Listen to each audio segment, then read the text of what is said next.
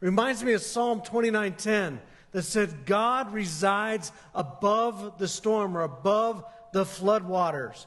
That even in the midst of this incredible storm, God is still bigger. God is still above it. God still sees the big picture. And the reason I just dove into this right now as we were teaching this is because I just feel like the Lord has a word for some of us this morning. Because see, this isn't just a cute story. This is real life.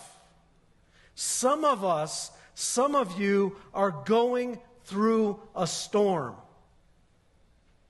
Some of you in your lives, it's like the picture we read here in Acts. Like you're just, they tried to tie a rope underneath the hull of that ship just to hold it together.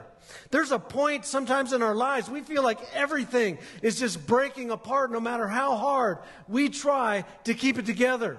I mean, I have been here in my life when it didn't matter what I was doing, I just felt like all hell was breaking loose. And I don't use that phrase lightly. Some of you in your life feel like all hell is breaking loose. That the devil has just got thrown everything at you. Every wave, every storm that you can handle. There comes a point in our life like we're just throwing out an anchor, hoping to feel a little bit stable, a little bit grounded, and the ship was just still pulled along. God wants to speak to you today. We have been through some horrible things this last month in our state.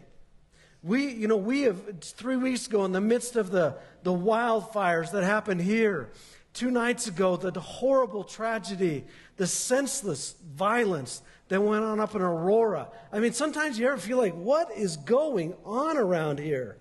And yet in the midst of it, we can learn something.